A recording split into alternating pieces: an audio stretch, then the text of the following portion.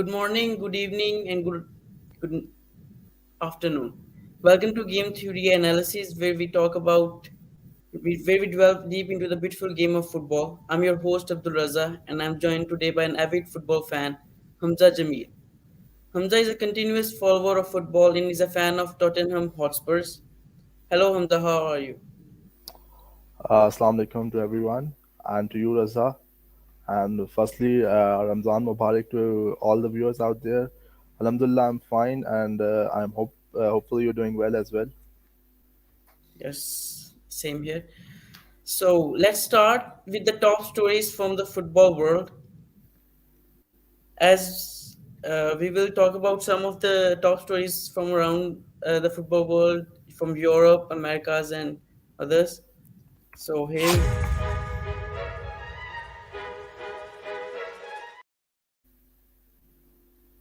so Hamza, we are gonna start our talk with the top stories from Euro 2024 qualifiers. The groups league started on will be started on 23rd March and will end on 21st November 2023. So, what are your thoughts about the qualifying teams and the groups? Yeah, to be honest, this is a pretty special edition. This will be a pretty special edition of Euro 2024, considering we might be seeing the last of some of the greats of the game here. Cristiano Ronaldo 38, Luka Modric 37, Lewandowski 34. So they are already coming towards the end of their international careers. And Ronaldo will be 39 by the competition gets underway. And he would be leading the Portugal side to the glory, and he'll become the oldest player if he wins the tournament. Just to educate and knowledge our viewers out there, let me inform that Germany basically, if you see the groups around of the qualifiers, you won't see Germany. They are the hosts of the Euro 2024, and the hosts automatically qualifies. So while the remaining, if you see, there are seven teams around here, seven groups of Yes, we have the five group. teams. Yeah, seven groups of five teams, and plus three groups of six teams.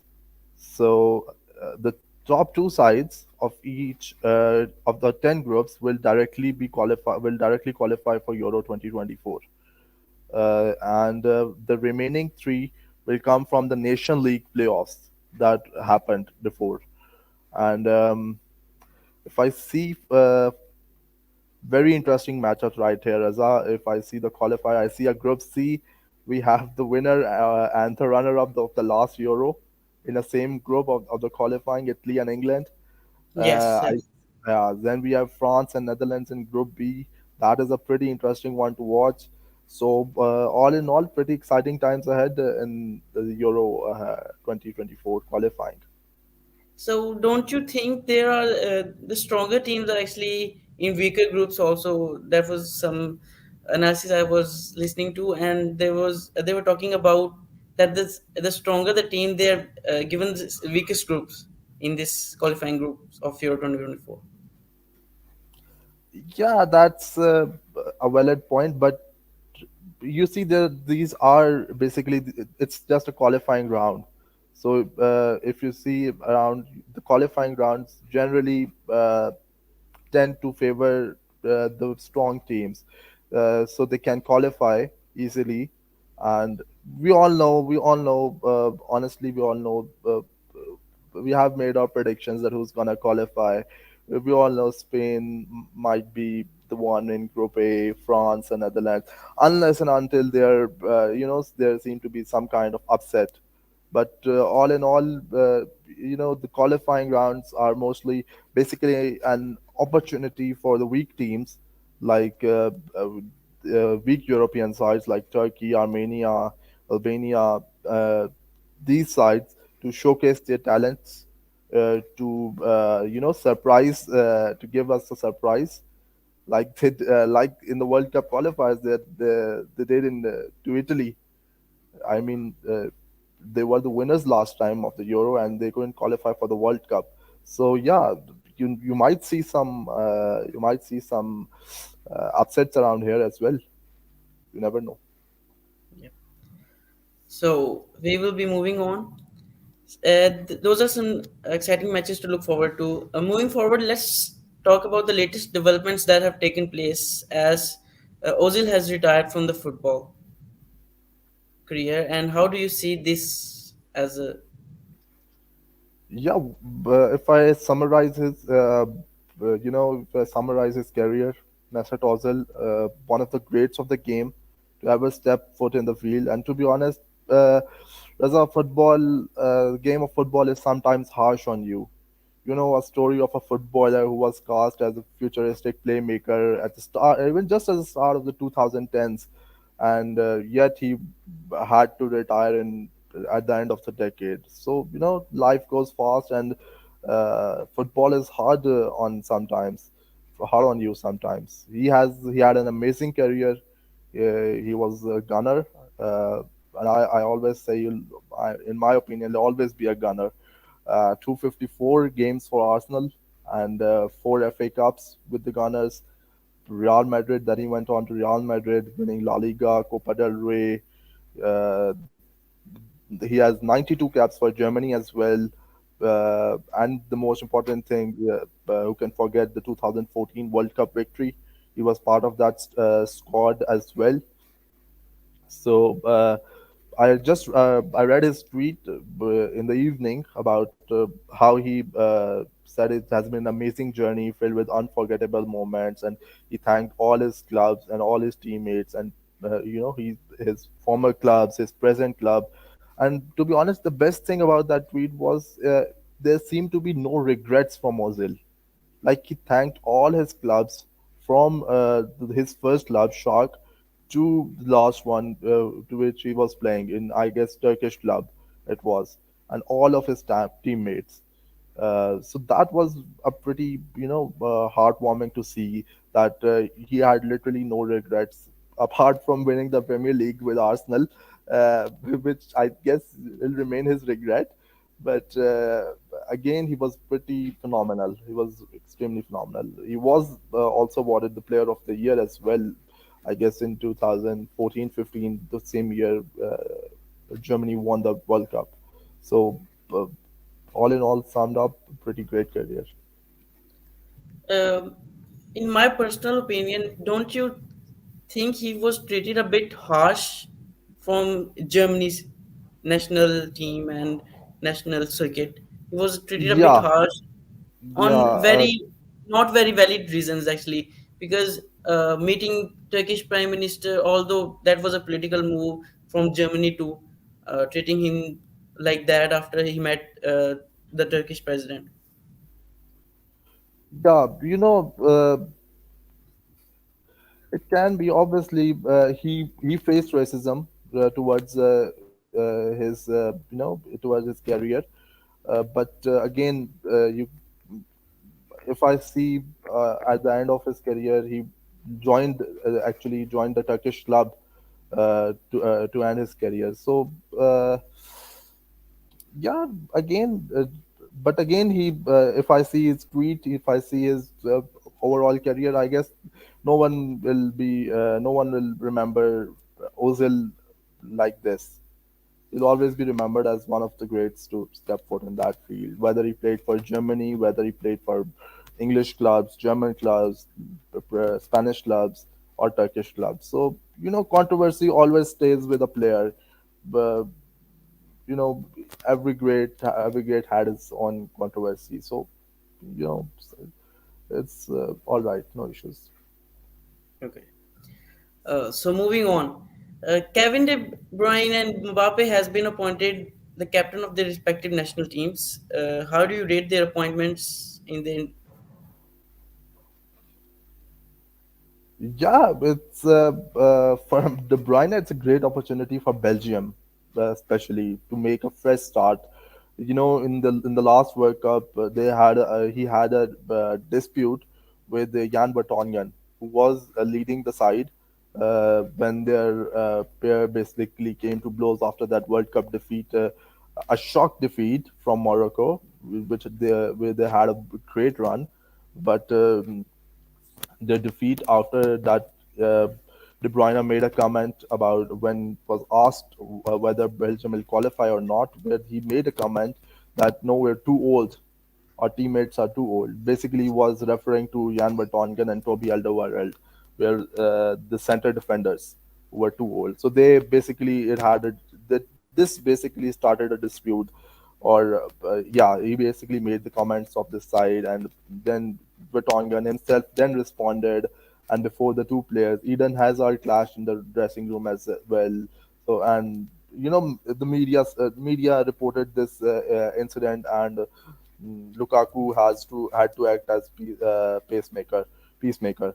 So I think it's a pretty huge statement made by Belgium appointees as well, that they are moving forward. I guess we won't be seeing any of Jan Vertonghen and Toby Alderweireld in the Belgium side now. So they made themselves pretty clear that they're moving with Kevin De Bruyne as their captain. Coming towards Mbappe, he's right now at this stage is at the top of his game, and probably at the top of his game with Paris, and one of the best in the world around here. Uh, like one of the generational talents, I would say, Kylian Mbappe. And at the top of with Hugo Lloris retiring, obviously it was Lloris' last World Cup. Lloris was a World Cup winner in 2018, and this was his last World Cup.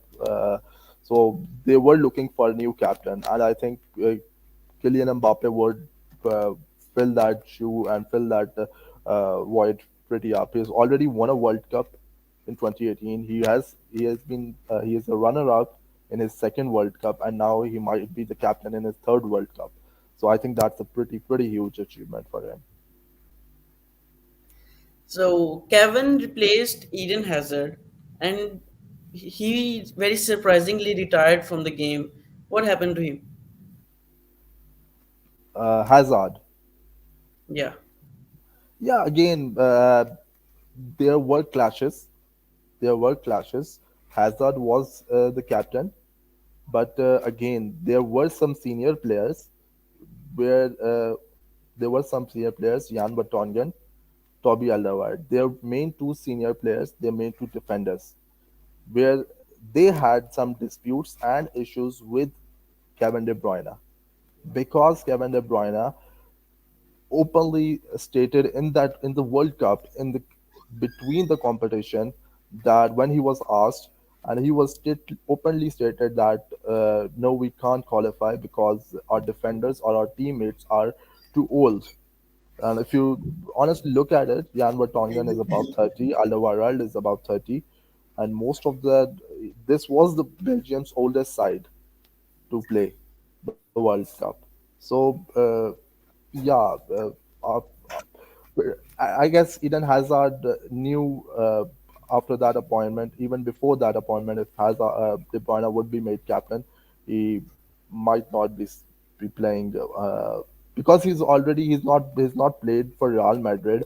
He's already has his issues going on with Carlo Ancelotti, and now and Ancelotti has also opened up about Eden Hazard that no, I don't talk with him or what, and and I don't talk with him about the matches or anything. So I guess a pretty harsh end to a what could have been a great career for Eden Hazard. I guess he was a star at Chelsea, but things turned down for him. Pretty turned pretty low. Yeah. Okay. So Crystal Palace have confirmed that Roy Hodgson has been reappointed as the club's manager until the end of the season. The Eagles sacked Patrick Vieira last week following a 12-game winless run. Under 21 as manager Paddy McCarthy took charge for Sunday's 4-1 defeat to Premier League's leaders Arsenal. So Roy Hodgson will be able to tell the fortunes for Crystal Palace. Why not? He was their manager before he was sacked. He was their manager. But I again, to be honest, Raza, I don't. A lot of people believed, and I also believed that it was a pretty unnecessary sacking of Patrick Vieira. Although, yes, you're right, there was a 12 match gap, but to be honest, if I see Crystal Palace, they've always been a mid-table side. Like they have the potential stars like Wilfred Zaha and Ayew, but all in all, they always end up in the mid or lower table. But again, if you look at Roy's record, he is now managing. He was now managing before his uh, reinstatement as Palace's manager. He was previously managing Watford. Watford is now in the Premiership, in the first league, the league below Premier League, the Premiership, and in that, Watford are now at 10th place.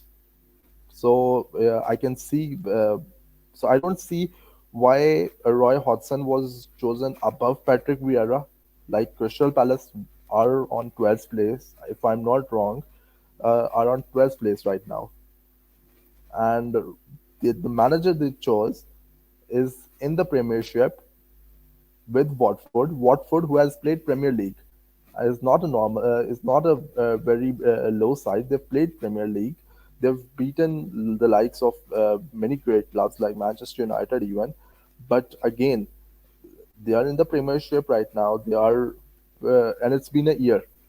Roy Hodgson has been assigned to Watford. But again, if I look at the positives, he has a history that you cannot negate. The guy has managed sides like Liverpool and England. He was manager of the year as well. So, yeah, we see. I wish best of luck to Roy Hodgson. Yeah. So moving on, let's change the gears and talk about UEFA Champions League and the quarterfinal draws which are going to happen. So how do you see the matchups in those quarterfinals? Thus, our Champions League tends to be my favorite competition in club, to be honest. And I'm not gonna lie, but the battle is actually really, really high for the supreme club. Right now, at this stage, we have the finest clubs in world football, and the quarterfinal stage and the lineups are already set. Real Madrid versus Chelsea. They have a pretty rich history. They met last year, and I remember their match went down the wire. Like it went to the extra time, and Real had to crawl back into the game, and they had to win it. Similar case. Another match, Bayern Munich versus Manchester City, and in regards, this has a pretty huge, speculation as Pep Guardiola, will be facing his former club Bayern Munich, and he'll be looking to win his first Champions League, the only title, I guess that. If I'm not wrong, I think he has won, but I don't know. I don't remember at the moment. I think he hasn't won with Bayern and City. City, I'm sure he hasn't won a Champions League. Bayern, I have a doubt. If I'm wrong, do correct me. But so it's a it's a pretty tense rivalry. He'll be facing his old club. Julian Nagelsmann is a brilliant manager. Bayern Munich is a brilliant side, although they are a bit shaky in the league. But again, City are also chasing the Premier League right now with the Gunners at the top. So this matchup will be excellent. This matchup will be great again. Again, then we have Benfica versus Inter. Again, I love to see, always love the battle between the underdogs and their quest to reach at the top. I'm sorry, I'm shifting that angle again in the internationals. We saw in international how Croatia last in the last World Cup, and this time Morocco. So I'm hoping Benfica, Napoli, or any of the Milans to get to the upset and reach the final. So it's always a great pleasure, and it's always a uh, great pleasure and great opportunity for these clubs to showcase their talents and reach at the top. Imagine Benfica or Napoli uh, facing Real Madrid or Chelsea or Bayern Munich in the final of UEFA Champions League. How great that would be! How great a sight that would be! So yeah, brilliant. So you were talking about Pep at Bayern Munich. So he hasn't won any. UCL title with them. Neither. Yeah, he's dreaming now again. He's dreaming. So he'll be dreaming. He's facing his old club, his Bayern Munich, in which he failed to win the Champions League. And with City, it's been around 7 or 8 years, I guess. 2015, I'm sure. Uh, he joined City. So it's been 7 or 8 years he hasn't won Champions League. So this one title, this one final quest, the last, just the last quest, like Messi and Ronaldo, Messi's last World Cup, Ronaldo's last World Cup. So I guess this will be the quest. This will be the quest that you know again always Pep will be looking forward, and Pep would want to have this trophy in his cabinet. Okay. So let's move to transfer talk. Moving on to the transfer talk, Hamza, what are the rumors around making the rounds in the transfer market, which you find very trending and attractive? Right now, I guess it's not the transfer season. It's not really. It's March. So again, the recently we had in the last year we had some brilliant transfers against not forgetting Cristiano Ronaldo's immaculate move to Al Nassr. So another rumor is now Messi might join because his contract is ending with PSG, so he's keeping his options open. He might renew with PSG. He might join Barcelona, his former club, or he might go to Saudi to join the rival club of Al Nassr, Al Hilal, or Al Ittihad. I guess I don't know. I don't follow that much, but again, I'll if even if that happens, this will be great. Apart from that, they were pretty good transfers. At the moment, there are no rumors as such. Because this is not So, not the transfer window at the moment. It's it's end of the season. We are ending at the Champions League season as well. We have Euro qualifiers starting up. So I guess the managers and the teams are not really in that transfer mode. So transfer mode is basically around October and in January, where you have a really where actually the rumors comes in like in minutes. Like in the morning you'll see Ronaldo joining City, and in the evening you'll get the news that Ronaldo has joined United. That's where the real drama comes up. At this moment, you will see some transfers. Again, we've seen Nottingham Forest joins DC United on loan, Lewis O'Brien. So you'll see some of these mid-table or low-table transfers. But apart from that, not some big news coming up in transfers. sure. So, what about the future of Lionel Messi? Is he staying at Barcelona or is he likely to leave? Uh, I, to be honest, if he has Sorry for always interrupting you. I'm yeah. I'm asking for your opinion, not a general. Asking for Okay. your opinion. In my opinion, he'll join Barcelona. It has always been his home. He's grown up there. He's lived there. He fought for them. It always was his home. So if you ask me, even in the lowest of their times, he remained there. In the highest of their times, he remained there. I still feel that was a conspiracy to even kick him out of that club. Uh, but again, if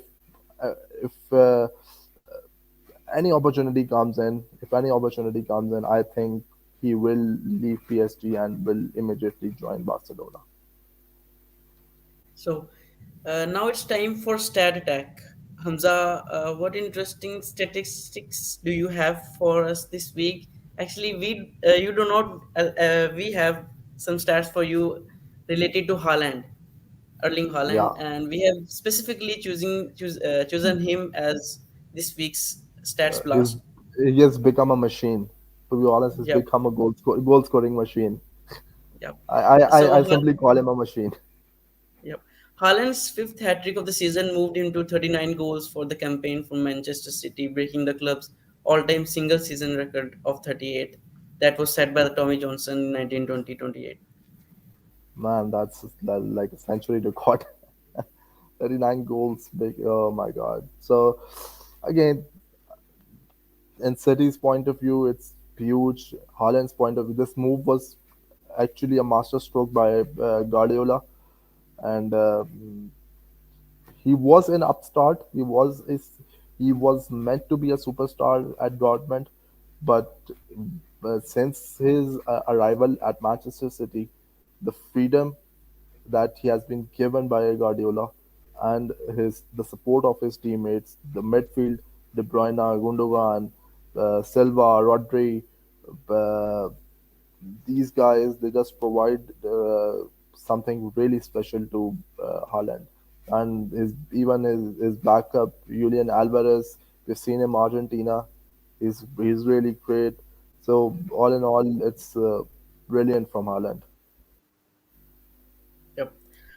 Another brilliant record by him has 33 goals in 25 Champions League games, becoming the youngest player to cross the 30 goal mark at 22 years and 236 days old.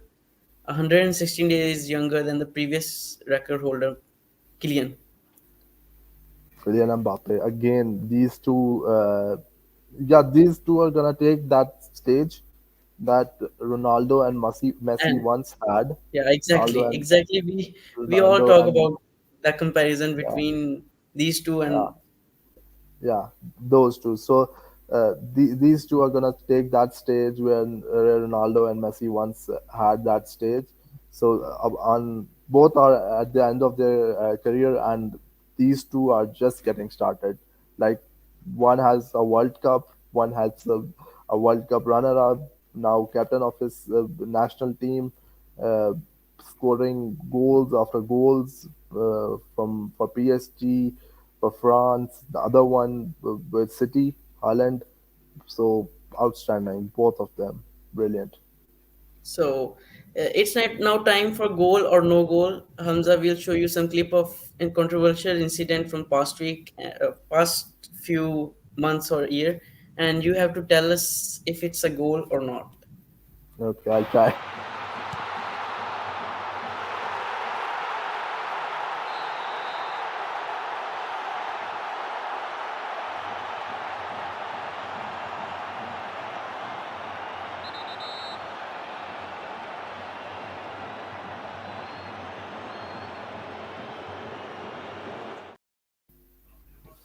So what do you think about that? No, it's not a goal. The ball is clearly outside the line. It's not a goal. In my opinion, it's not a goal. It shouldn't be a goal. I don't know. I haven't seen that match either it was given or not. But if you ask me, it's not a goal. Well, it was given. It was a very emphatic win from Japan against Spain in this year's FIFA World Cup, Wow, and wow, it, wow. it caused quite a stir in the rankings of the It's referees, and stunning. It's stunning. It's stunning. fans were very angry. The Spanish fans, especially, Like you can because see it, pretty clearly. The ball clearly went after the ball was clearly ahead of the line. And no, I don't know. I have no words how this was given a goal. no problem. And now it's time for prognosticators corner. Hamza, can you give us predictions for any match you're looking forward to? I'm looking forward to UEFA Real Madrid versus Chelsea quarterfinal, and I think I'll be giving Real Madrid an edge again. They are when it comes, although they are not good, they are not at their very best uh, in La Liga. They just got beaten again by Barcelona in La Liga. But when it comes to Champions League, they are a completely different side. They are literally the beast of that competition. So Real Madrid versus Chelsea is what I'm looking forward with. In my opinion, Real Madrid to win that. Okay, thank you, Hamza, for joining us for this week's show of season one of Game Theory Analysis. Uh, we will be having more shows on football and other sports, so keep joining us, and we will say goodbye for now. Thank you, and Allah Thank Hafiz. you so much. Thank you so much. Thank you so much for having me. It's all Pleasure. the Bye honor. bye.